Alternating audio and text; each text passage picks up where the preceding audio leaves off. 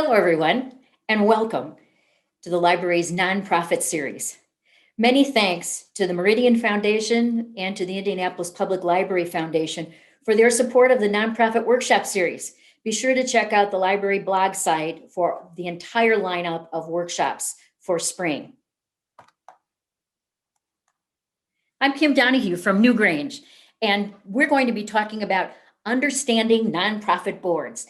And the first part of this is the purpose of the nonprofit board. The question that comes up, first of all, especially for newer nonprofits, is what is governance? Because a nonprofit board is always told it should be a governing board and not an advisory board. So what does governance really mean? Here's a simple definition of it.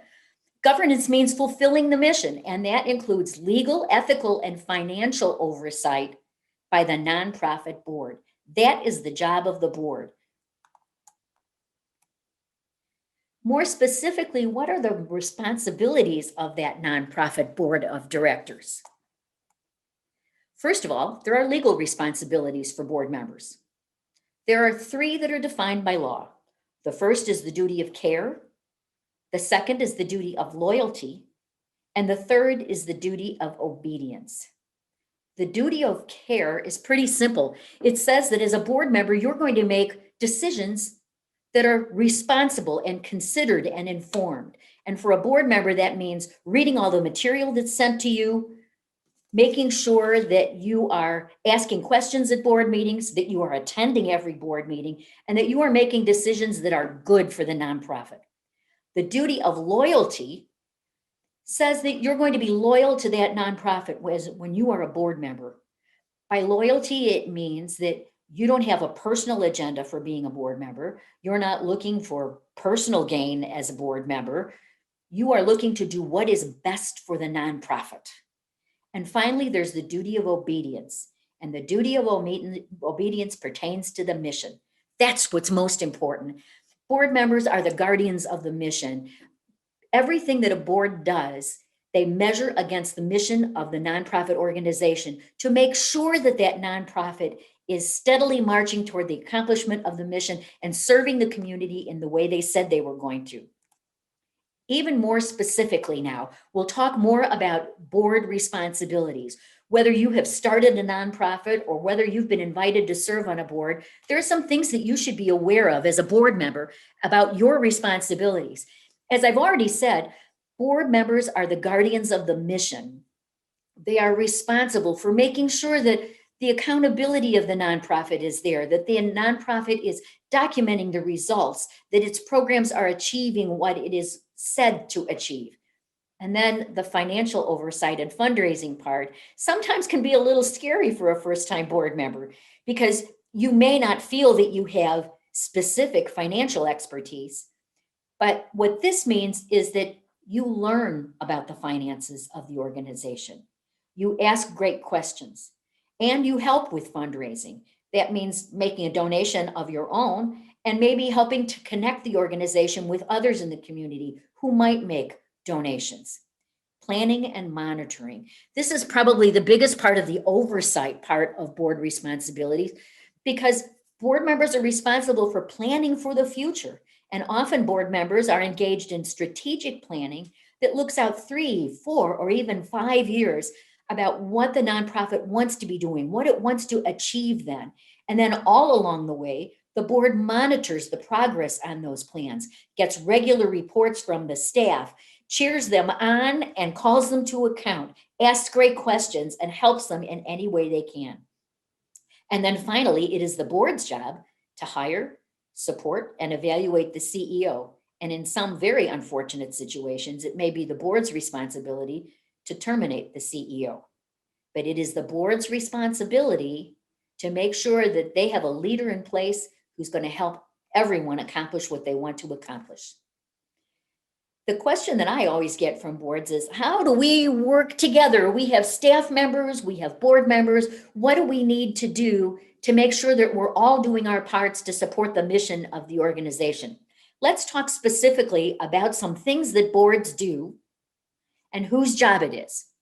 First of all, those legal requirements that I mentioned earlier, There is also something called the IRS Form 990.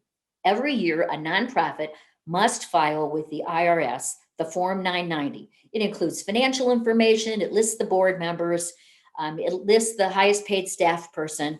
And one of the requirements that the IRS has is that board members must review the Form 990 before it's submitted. So as a board member, you must make sure that you've seen that 990 before it's filed.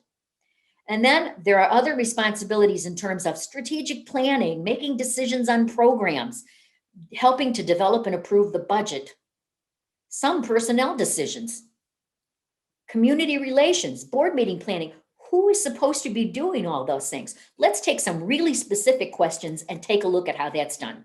Strategic planning. We hear that term all of the time. Who participates in strategic planning? Everyone. Staff members, CEO, board president, members of the board, everyone participates in strategic planning. It sets the direction for the nonprofit for the next few years. So that's a responsibility that everybody shares. And how are those plans carried out? Well, often a lot of the strategic plan involves staff responsibilities, but often there are things in that plan that the board is responsible for too. So how are plans carried out? Well, hopefully you have a strategic plan that outlines who is taking responsibility for shepherding that part of the plan, and that there's a timeline, what timeline on which you want to accomplish these things. And then how are plans monitored and evaluated? I think it's a great idea to have one goal from the strategic plan on the board meeting agenda at every meeting. It's good to keep the strategic plan in front of staff and board, and it helps everyone to see what kinds of progress they're making. Programming and evaluation. All right, this is a good question. Who assesses what the community needs from this nonprofit? How do you know what the community needs? There are lots of ways that you can know about what the community needs from the nonprofit. It's a matter of where you get your information. Sometimes you're invited to be on the board because you're a community member who has your ear to the ground and knows what's going on in the community. You can help the nonprofit know what the community needs. Neighborhood leaders are often on boards. Other organizations that share some projects with them may be on the board as well, but it's how you work together. And many of these responsibilities in terms of the community needs are shared. Community needs are determined often by staff members who work with clients and hear what they need, who are also out and about in the community and serve on other committees with other nonprofit initiatives. And they learn what this nonprofit can do to be even more valuable to the community. And then, how are programs evaluated and monitored? Often, most of the responsibility for this falls on the staff of the nonprofit. They constantly evaluate outcomes, what they are accomplishing, and they monitor how they're doing in terms of their goals and plans. But the board is responsible for taking a look at those evaluations and finding out how the nonprofit is doing and asking questions about program. That can be some of the most exciting work for the board because it helps you to see what the nonprofit is accomplishing in terms of its mission. Budget development and approval. Sometimes board members who don't have specific financial expertise are a little worried about that one. You know, I have not developed a budget before. How do I know? Well, that's why there are finance committees and there are specific people trained in finance who work for the nonprofit. Often it depends on how large the nonprofit is in terms of budget preparation. Let me give you an example. A very small organization may not have a designated CFO. They may have a bookkeeper or even a part-time bookkeeper who keeps the books for them. But they may have a finance committee on the board, and the finance committee on the board may help with a first draft with the staff of a budget. And then they bring that budget to the board to discuss and approve. Then larger nonprofits will also have specific financial staff who will prepare with the CEO and department heads the first draft of a budget that they then bring to the finance committee and the board to look at. And then those budgets are tweaked, discussed, approved, and then every month the board should see financial statements. And again, this sometimes worries some board members who don't have specific financial expertise because they wonder how they're going to read these financial statements. That's why it's good to have a very open atmosphere where you ask questions. Don't be afraid to ask questions about the financial statements that you see. Who prepares financial reports? Well, again, in a very small nonprofit, the finance committee and the board treasurer may actually prepare those financial reports. In larger organizations, the staff, the finance staff of the nonprofit, will prepare those reports and bring them to the finance committee. But often during the board meeting, it is the finance committee in concert with the financial staff of the nonprofit who talk about the financial reports with the board. And it's always good to have a discussion of how things are going. Because that final question, who is responsible for fundraising and financial sustainability of the organization? The bottom line is the board of directors of a nonprofit is responsible for the financial sustainability of the organization. Let me say that again. The board of directors is responsible for the financial sustainability of the nonprofit. And there are lots of things that go into that, but board members must be willing to ask a lot of questions and to educate themselves in how the nonprofit is doing. And in terms of fundraising, that's really a responsibility that everyone takes on. Most nonprofits have someone who is designated as the fundraisers. Larger nonprofits have a development director. Very small nonprofits have executive directors who are jack of all trades. They do fundraising as well. But certainly there is a board group that may be fund development, or it may be the executive committee. But there's a group of people on the board that take some responsibility for making sure that fundraising is done. And we'll talk more about that specifically. Personnel decisions. Who evaluates the CEO and how often does that happen? The board is responsible, as I said, for hiring the CEO. They're also responsible for evaluating the CEO. And that should happen every year. Just as you do in your job, you set goals for the year and then you're evaluated on how well you did with those goals. The same is true with the CEO. Who hires and fires staff? That's the responsibility of the CEO. They have control of the staff, staffing, who they hire and who they may have to fire. What responsibility does the board have for staff evaluations? It's important that the board knows that staff have been evaluated, because just as the executive director or the CEO should be evaluated every year, so do all the other staff members who work for the nonprofit. But the board's responsibility, in terms of its responsibility, is to make sure that staff evaluations have taken place. So, for example, at a board meeting at about this time of year, the executive director or CEO may let the board know that he or she is meeting with direct reports to share evaluations with them, and their direct reports are meeting with those supervisors for their evaluations as well. The board should know that those evaluations have taken place. And who settles staff problems? That can be a big question, and it's a big question when you have a very small, newer nonprofit. And the reason for that is that staff members and board members get to know each other very well, and that's a good thing. But it also means that there may be a situation here or there where a staff member may go around the CEO to talk to a board member about a problem that they're having. There should be specific policies in place for the board about how to handle a situation like that. They may be sympathetic to the complaint that the staff member has about another staff member, perhaps, but they should refer the staff person back to their immediate supervisor. And they should let the board president know that they have been contacted by a staff member. The CEO is responsible for solving staff problems. Now, if the complaint has to do with the CEO, then the board member should take the issue to the board president, and the board president will have a conversation with the CEO. And depending on the nature of the complaint, what the problem is, there should be a discussion. But in terms of personnel, it's important for board members to know that the day-to-day operations are the job of the CEO and the staff. And their job is implementation of plans and making plans for the future. Community relations. This is my favorite thing for board members. Who are the ambassadors for the nonprofit? Board members are the very best ambassadors for the nonprofit.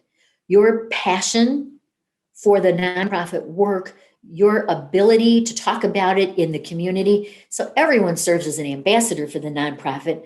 Certainly as a board member, you want to talk to your family, your friends, your business acquaintances, your very best friends about the wonderful work of this nonprofit and how happy you are to serve on the board and that you believe this nonprofit is doing great work. So as an ambassador, you can go beyond that as well. It may be making connections for the nonprofit. It may be inviting people to events for the nonprofit.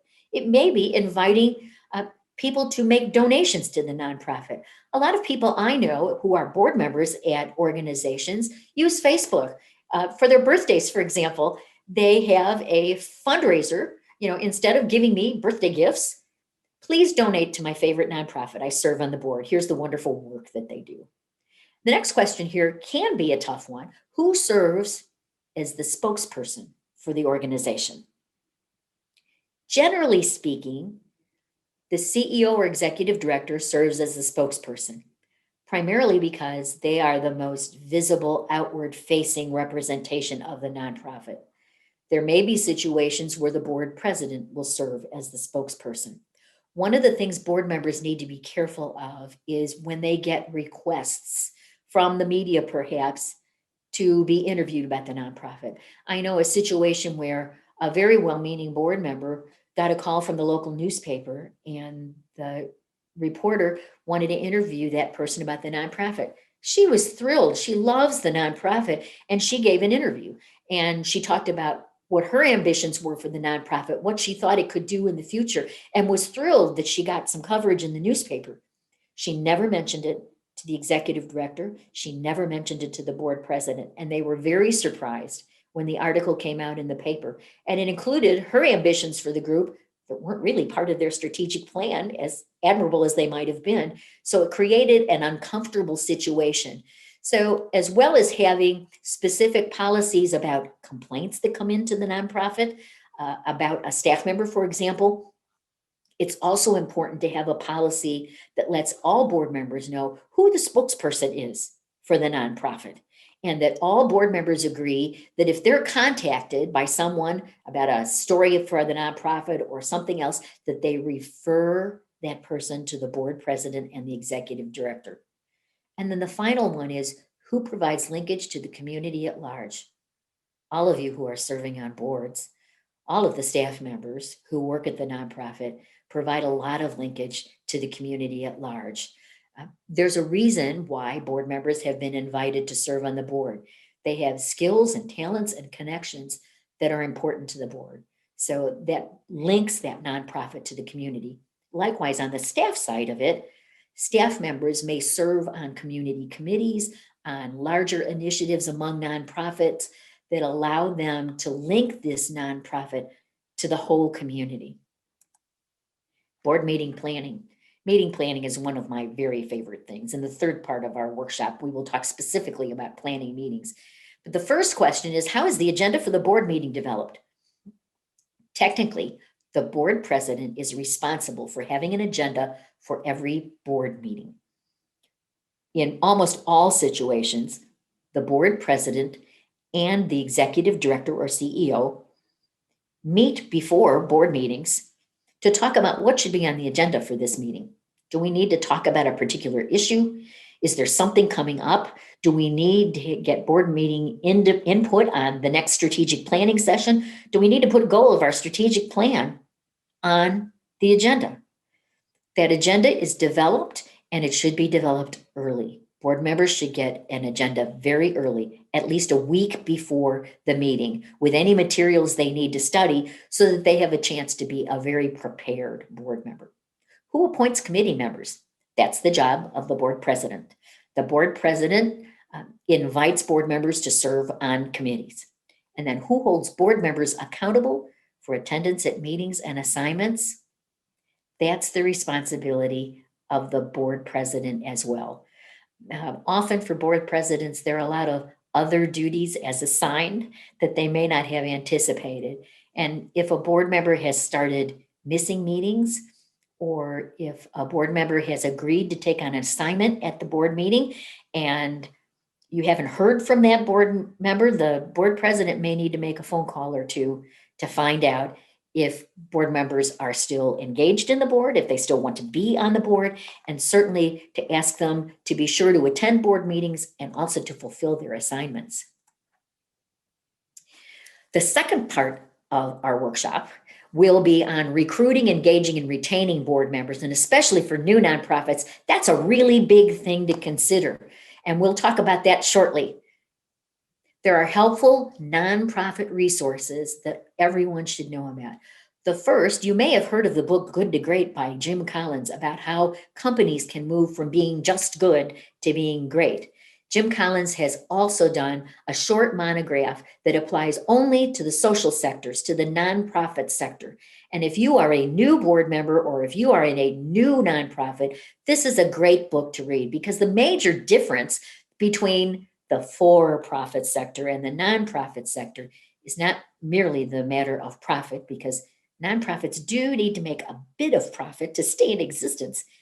But in terms of why they're there, companies exist to make money. Nonprofits exist to fulfill their mission. The second resource is one I think everyone who's listening knows about already, and it's the Indianapolis Public Library. The library is an excellent source of free workshops on and other resources on capacity building topics. So it's good for you to know that there are a lot of other workshops that the library offers that you can also access as well. This next resource is Boardable. Boardable is a software platform that helps boards centralize everything they do. You can do everything you need to do and store it in one place on this portal. But the specific reason I mention it here is that Boardable.com offers lots of free resources on their site.